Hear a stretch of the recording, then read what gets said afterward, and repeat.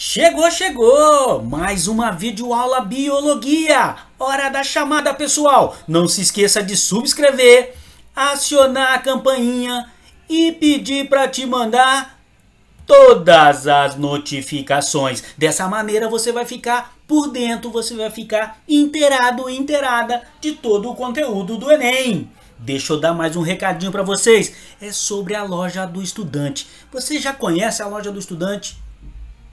É um parceiro do nosso canal, uma loja que atende a todo o Brasil. É lá que você, futuro médico, futuro engenheiro, futuro professor, futuro arquiteto, futuro jornalista, futuro cientista da computação, vai comprar seu celular, vai comprar seu notebook, vai montar sua kitnet para quando você passar, e você vai passar. Tudo parcelado e com a segurança da Rede Magalu. Quando você compra na Loja do Estudante, você ajuda o canal a crescer com equipamentos, com softwares e muita coisa bacana para o canal. Dá um pulinho lá, clica no link aí na descrição e venha conhecer a Loja do Estudante. Mais loja divulgada, vamos para a aula. Roda a vinheta.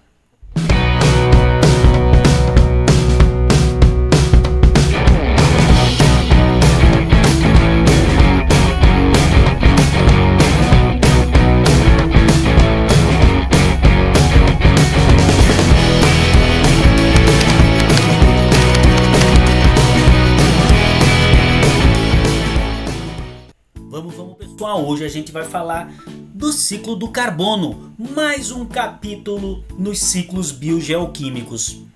Você já assistiu a aula de ciclos biogeoquímicos? Clica no card aí, dá uma olhadinha lá e depois volta aqui para seguir. Nosso foco hoje, nosso tema de aula é relativamente simples, é o ciclo do carbono. Um ciclo com pouca rota bioquímica, com poucos processos, mas que tem caído bastante porque ele vem entremeado entre outros conteúdos, principalmente aquecimento global, poluição e efeito estufa. Vamos para a aula, a gente começa então explicando o ciclo do carbono, falando um pouco da fotossíntese. E o que é fotossíntese? Fotossíntese é aquele processo que os seres autótrofos, inclusive os vegetais, vão conseguir pegar água e sais minerais e produzir matéria orgânica. A gente sabe que na fotossíntese o primeiro composto produzido é o açúcar e a partir daí novos compostos vão sendo formados, mas isso é para a aula de bioquímica. O que a gente vai grifar, o que a gente vai frisar aqui é que por esse processo os seres autótrofos tiram o carbono da atmosfera. Eu sei que você já foi lá na videoaula de ciclo biogeoquímico e você já viu o significado dessa palavrinha. Por que eu chamo de ciclo biogeoquímico? Ora, porque de vez em quando o elemento que você está estudando está em um ser vivo, é a fase bio. Em outro momento ele vai estar no solo, é a fase gel. Em outro momento ele vai estar livre para retornar ao ciclo, portanto a fase química, daí o nome ciclo biogeoquímico. E olha que bacana, a fotossíntese, por exemplo, vai ser o composto que vai retirar o carbono da atmosfera, portanto na fase química, e jogá-lo dentro de um ser vivo, vai mobilizar esse carbono dentro de um ser vivo. Vocês já ouviram falar em sequestro de carbono, resgate de carbono? Então é isso, a fotossíntese sequestra o carbono, resgata o carbono atmosférico e mobiliza na biomassa vegetal. E como é que esse carbono vai se mantendo então nesse ciclo? Ele vai sendo passado de um nível trófico para o outro através dos processos de nutrição. Beleza, guarda essa informação, a gente já volta a falar de fotossíntese. Vamos agora para um outro processo, que é a respiração, que nada mais é que o processo responsável pela geração de energia nos seres vivos. Agora uma coisa a gente precisa raciocinar, que para se gerar energia é necessário quebrar ligações. E você já viu na aula de biologia celular, quando estuda a mitocôndria, que a matéria orgânica é degradada lá e o resultado é ATP e o CO2 que retorna para a atmosfera. Então durante a respiração a matéria orgânica vai ser quebrada, vai ser destruída e o CO2 vai ser gerado como resultado. Qual que é o destino dele? Devolvido à atmosfera. Quem é que faz respiração, gente? Cuidado com isso aqui, hein? Planta faz fotossíntese e respira. Não esqueça, ela tanto resgata CO2 quanto devolve CO2. Então, a respiração é realizada por animais, por vegetais e por micro-organismos. Por exemplo, quando um animal morre, quando uma planta morre ou uma folha seca cai no chão e começa a ser decomposta, os micro-organismos vão degradando a matéria orgânica e liberando CO2 de volta para a atmosfera. Então, a respiração é realizada por todos esses seres vivos. A fase gel do ciclo do carbono merece uma atenção especial porque é quando se formam os combustíveis. Então, animais, plantas que eventualmente morrem sob condições específicas do ambiente podem sofrer sedimentação, ou seja, vão formando camadas de matéria orgânica e material particulado de solo e pode levar à formação da turfa, da hulha, do carvão mineral e até mesmo o petróleo. A gente sabe que, principalmente para o petróleo, isso demora muito tempo, alguns milhõezinhos de anos, e por isso o petróleo é considerado um combustível fóssil. Mas lembra daquele caderno e daquela caneta que você tem aí? Anota essa informação do combustível, a gente volta a falar dele daqui a pouquinho. As queimadas devem ser citadas aqui nesse ciclo porque, eventualmente, quando se tem queimadas, tanto as provocadas quanto as naturais, à medida que a matéria orgânica vai entrando em combustão, vai liberando carbono. E aí nós teremos gases como o monóxido de carbono, quanto o próprio dióxido de carbono, que são gases oriundos desse processo. E voltando à questão dos combustíveis, aquele combustível que ficou alguns milhõezinhos de anos guardado lá na fase gel do ciclo, ou seja, mobilizado no solo, pode ser encaminhado para geração de energia, ou seja, vão passar pela combustão, serão queimados, tanto em veículos automotores, lá nos motores dos carros, das motos, dos caminhões, quanto para movimentar indústrias. E toda vez que isso ocorre, toda vez que o combustível fóssil é queimado, ele vai liberar gases à base de carbono, como o monóxido e o dióxido de carbono. E aí tem mais um gás que pode ser originado a partir dessa queima, que é o metano. E o metano merece uma atenção especial, principalmente lá no aquecimento global e no efeito estufa, porque se comparado ao CO2, ele é um gás que tem uma potencialidade maior de se aquecer. Como assim? Eu não estou entendendo, Kanashiro.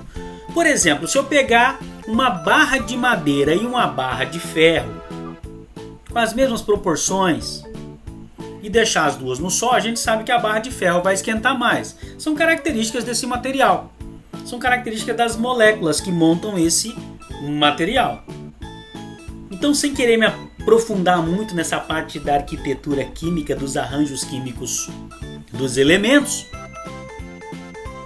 alguns têm maior potencialidade de aquecimento do que outros. E isso acontece quando comparamos o metano com o CO2. Ok, vamos simplificar todos esses conceitos vistos até agora na nossa lousa aqui. Temos aqui uma plantinha, temos um animalzinho, um coelhinho. E aqui a gente vai representar o dióxido de carbono, o gás carbônico, que será resgatado pela planta no processo de fotossíntese e será devolvido à atmosfera pela respiração, tanto da planta quanto do animal. Então o CO2 é retirado da atmosfera pela fotossíntese e devolvido pela respiração. Vamos considerar outra situação. Vamos considerar que esses seres vivos morreram. E à medida que foram se decompondo, também foi ocorrendo sedimentação. Então olha só. Foram fossilizados.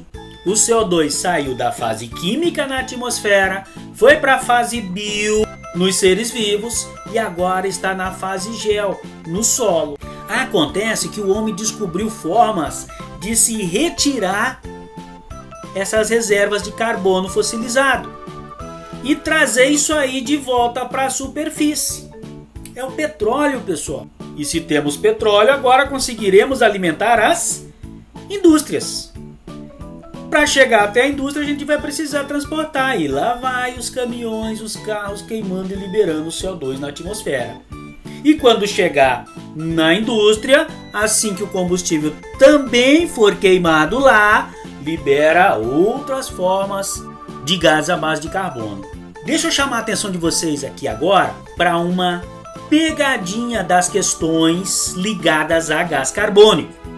Em função do grande apelo de aquecimento global, efeito estufa, emissão de carbono que a mídia bombardeia nossos estudantes, é possível que alguns enunciados façam a sugestão de que o CO2, que o gás carbônico, seja um gás que ocorra em grande quantidade na atmosfera. Então, em geral, os enunciados começam assim: em uma cidade de grande aptidão industrial, com a emissão de poluentes muito alta, faz toda essa descrição do ambiente e pergunta: nessa cidade, qual é o gás que ocorre em maior quantidade na atmosfera? Gente, vai ser sempre o nitrogênio. O nitrogênio é o gás que ocorre em maior quantidade na atmosfera. Cerca de 70%, 75% dos gases atmosféricos é nitrogênio. Então, em hipótese alguma, o gás carbônico será o gás que ocorra em maior quantidade. A não ser em ambiente confinado, em ambiente fechado. Se tivermos seres vivos respirando ali dentro e não tivermos renovação desse ar, pode ocorrer sim uma saturação do CO2.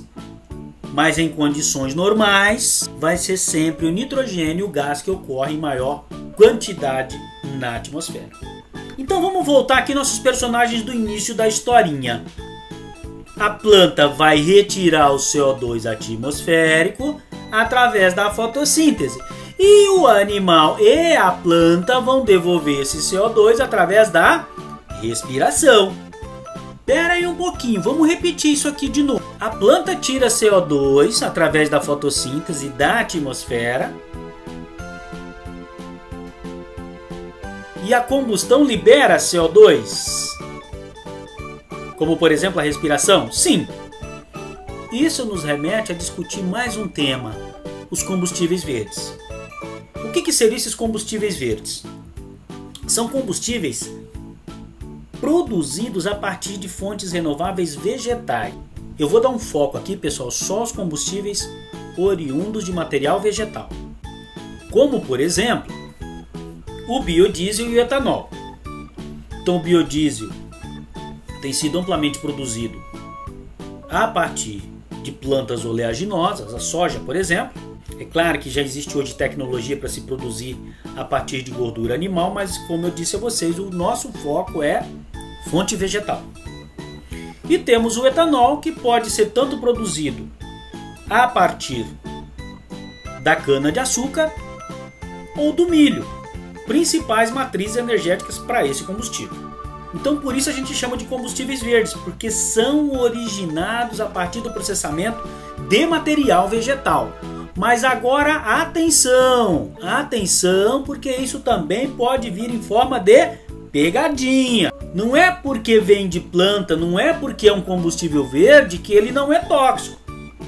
O etanol combustível, o biodiesel, eles são tão tóxicos e poluentes quanto os combustíveis de origem mineral, como a gasolina e o próprio diesel. Se você tiver em um ambiente fechado com o motor de um carro funcionando a partir da queima de etanol, tem risco de asfixia, tem risco de morte. Mas qual que é a vantagem então desses combustíveis? É que para se produzir mais combustível é necessário plantar novamente. Então o carbono emitido pela queima do combustível desse ano, por exemplo, vai ser resgatado no próximo ciclo de produção, na próxima safra de cana-de-açúcar ou de milho, ou de soja, caso estejamos falando de biodiesel. Então, queima-se em um ano, resgata-se em outro. Um ciclo muito mais rápido do que aquele ciclo que a gente viu da fossilização, que leva alguns milhões de anos. Essa é a principal vantagem ecológica dos combustíveis verdes. Então, recapitulando, o CO2 é retirado através da fotossíntese e devolvido através da respiração. Tanto planta quanto animais quanto micro-organismos respiram, portanto devolvem CO2 para a atmosfera. A matéria orgânica, dependendo da condição em que ela for depositada no meio, ela pode sofrer fossilização. E se esse combustível for resgatado e trazido novamente para a superfície e queimado na indústria ou pelos carros, devolve-se esse CO2 à atmosfera, que poderá ser captado novamente pela fotossíntese e devolvido pela respiração. Daí a vantagem dos combustíveis verdes. Então é isso, pessoal. Como eu disse a vocês, o ciclo do carbono é relativamente simples. E deixa eu te contar um segredinho. Você acabou de estudar praticamente junto o ciclo do oxigênio, que é o inverso do ciclo do gás carbono. E se você gostou dessa aula, deixa seu like, compartilha com aquele seu amigo, com aquela sua amiga que tem dúvida nos ciclos biogeoquímicos. E deixe seu comentário a respeito dessa aula aí embaixo. Isso ajuda o canal a crescer. Muito obrigado e até a próxima aula do Biologia, seu guia de biologia na internet.